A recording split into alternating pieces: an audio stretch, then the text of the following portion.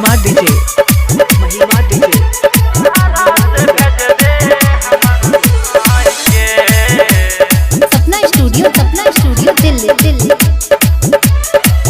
ठेकेदारवा रे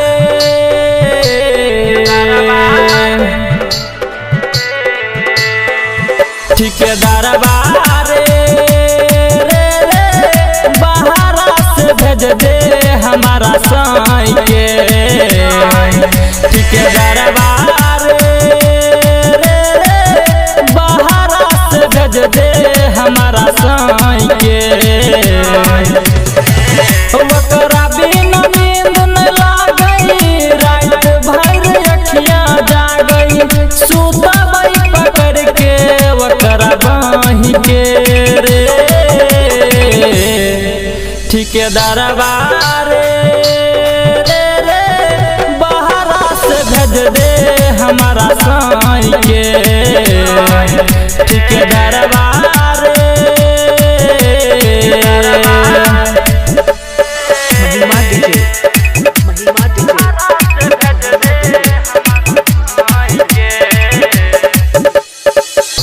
रेल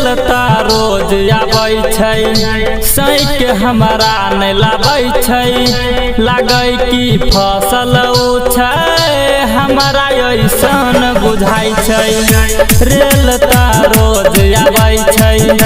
सैक हमारा नहीं लाबै छै लागै कि फसल छै हमारा ऐसन बुझाइ छै बिंदिया उदास लागई कानमा के बाली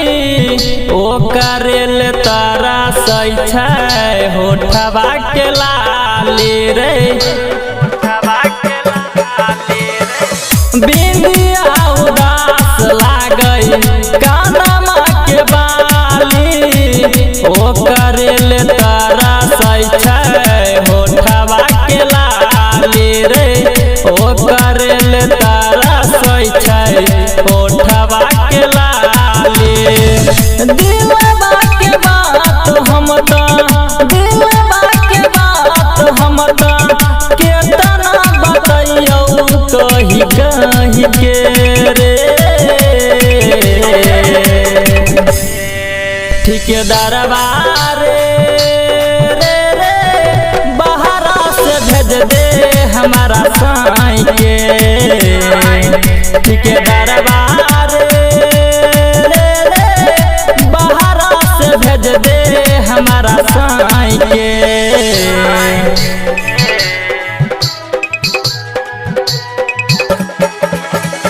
महिमा डीजे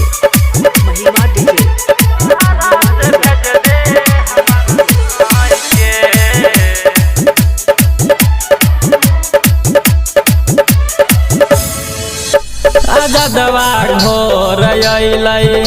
रे दीपिका के जोर अइलै देखैले गेलियै हम कि काल्हे भोर अइलै मुनि लाल घोर अइलै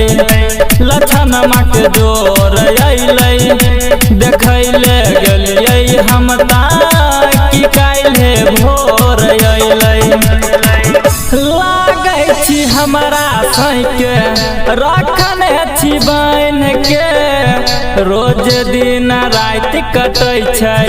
हमर कैन कैन के रही लागै छै हमारा सैके रखने छी बन के रोज दिन रात कटै छै हमर कैन कैन के रही रोज दिन रात कटै छै हमर कैन कैन के मोन के मनाबै छियै तकिया के छतिया से धाई के रे ठेकेदारवा रे बाहरा से भेज दे हमारा साई के ठेकेदारवा रे सपना स्टूडियो दिल्ली